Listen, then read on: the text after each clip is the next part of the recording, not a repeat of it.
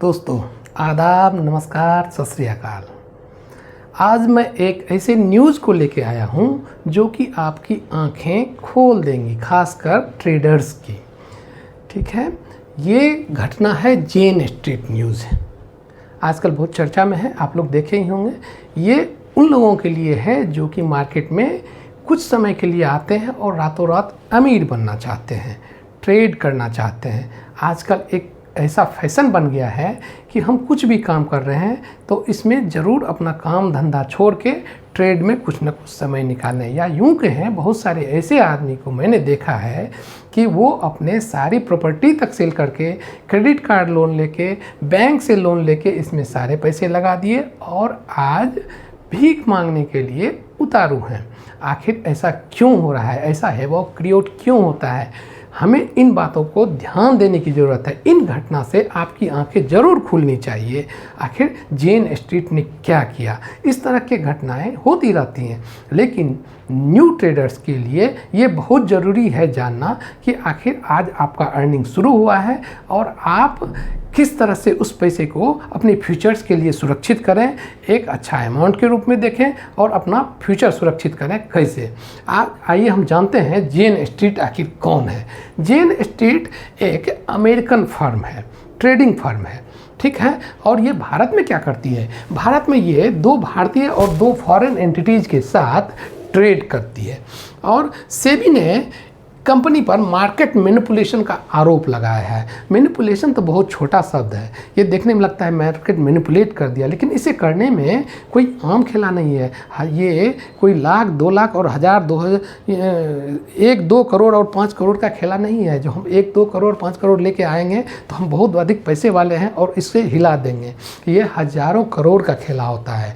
Market ऊपर और नीचे जाना ये सेंसेक्स और निफ्टी पर डिपेंड करता है। इसमें अलग अलग शेयरों का अपना अपना वेटेज होता है।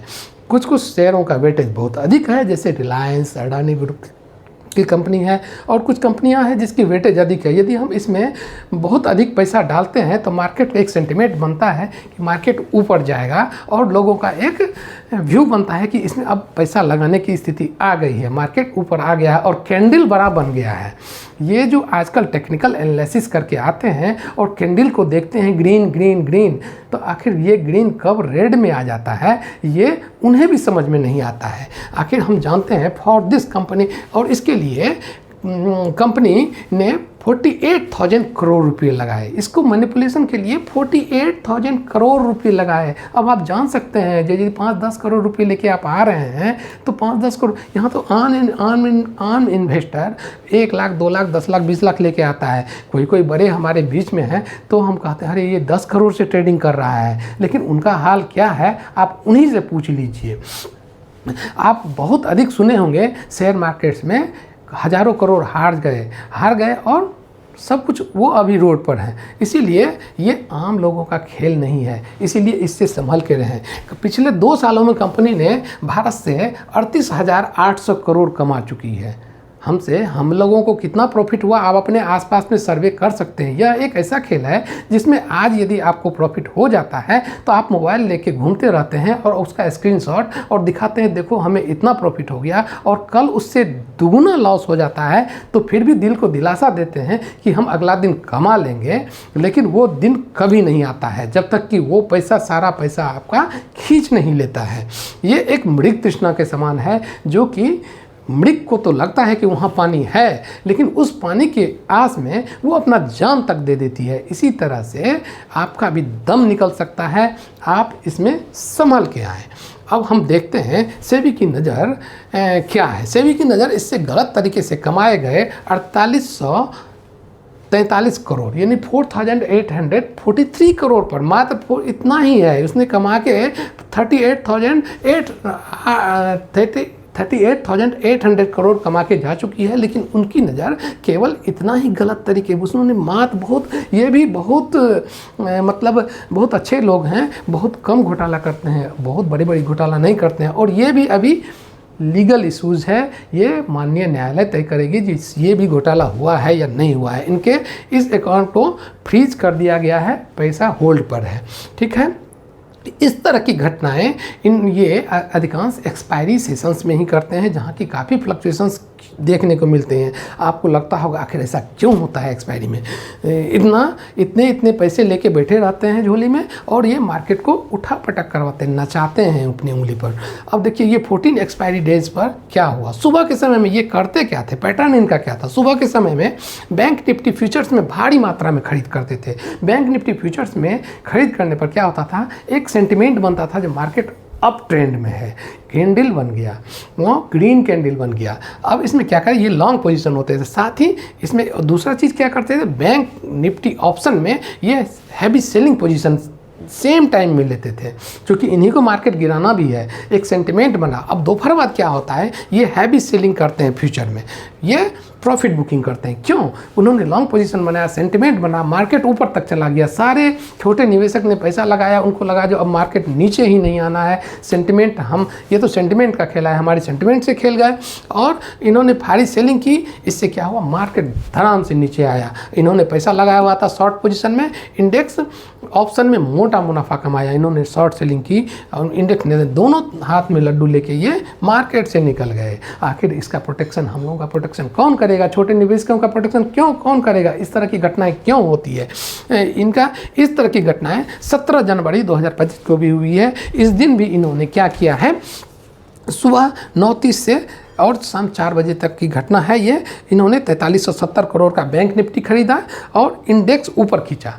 इन्होंने खरीद की तो ऊपर जाएगा ही, बाजार में तेज़ी आ गई।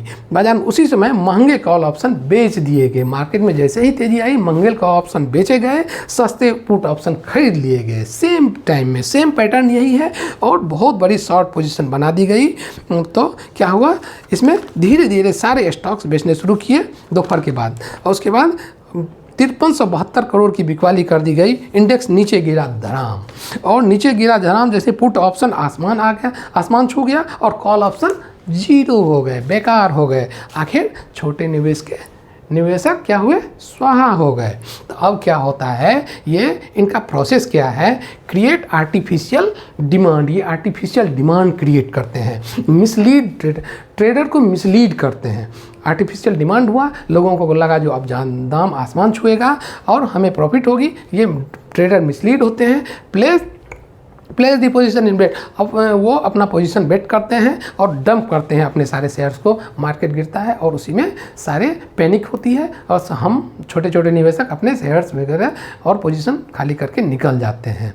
और इसके बाद क्या होता है, आखिर इसको हम इस तरह के से समझ सकते हैं। मार्केट में यदि कोई बहुत बड़ा, एक एग्जाम्पल से समझ ले रहे हैं, आखिर मार्केट में कोई बहुत बड़ा दो बड़ा व्यापारी गेहूं का है और वो उससे कोई पैसा वाला आदमी कुछ सारे गेहूं लगभग खरीद लेता है, और लगता है छोटे ट्रेडर्स जब उसके पास माल लेने जाते हैं तो उनके पास माल ही नहीं होता है, तो वो ऊंचे दाम में उसको खरीदते हैं।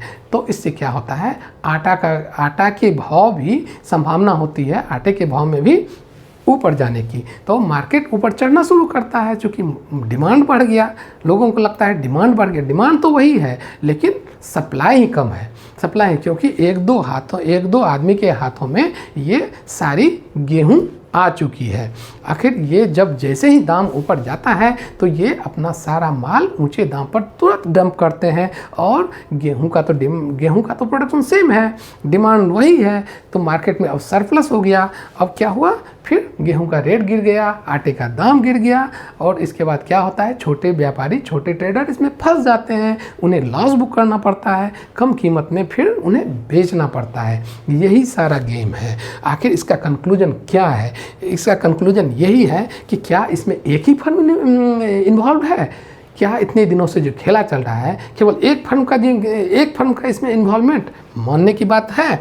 कितने फर्म इसमें से इन्वॉल्व हैं, कितने सालों से ये खेल चल रहा है। एक दिन का तो खेला है नहीं, एक दिन से तो आदमी बर्बाद हुआ नहीं है, ये तो सालों साल से चलता आ रहा है। आखिर आम ट्रेडर के लिए क्या हो रहा है, केवल गाइडलाइन जारी होती है, आम ट्रेडर के लिए केवल गाइडलाइन जारी होती है क्या इन्हें सेस और टैक्सेस के लिए रखा गया है। सेल कीजिए तो भी टैक्स, बाय कीजिए तो भी टैक्स, लॉस हो तो भी टैक्स और प्रॉफिट हो तो भी टैक्स। अब देखिए, what are the strict steps taken by the SEBI to protect the आम इन्वेस्टर। हम ये हार्ड अर्न मनी को सेव करने के लिए, ये आम इन्वेस्टर का पैसा कहाँ, इसके लिए सेविंग के लिए क्या किया, इसके लिए क्या कदम उठाए जाते हैं। ऐसी सज़ा की व्यवस्था होनी चाहिए जिससे कि उनमें एक डर हो, एक भय हो, एक क्राइम की तरह इसे देखा जाना चाहिए। आम निवेशक के लिए एक सलाह है कि इसमें सोच समझ कर करें, एक रिसर्च वर्क की तरह आएँ, अपने लॉन्ग टर्म के बारे में सोच के आएँ और डे ट्रेडिंग से बचें, क्योंकि ये आम लोगों के लिए नहीं है। यदि हम आप सेफ रहेंगे, हम आप इसमें निवेशित नहीं जाएंगे, तो जो लंबे निवेशक हैं, जो लंबे ये पैसा लेके आते हैं, उनकी कमाई अपने आप कम हो जाएगी। वो खुद ब खुद अपने को समेट लेंगे, वो हमारा पैसा लूटने आते हैं। अतः इससे सावधान रहें, इससे बचें। जय हिंद, जय भारत।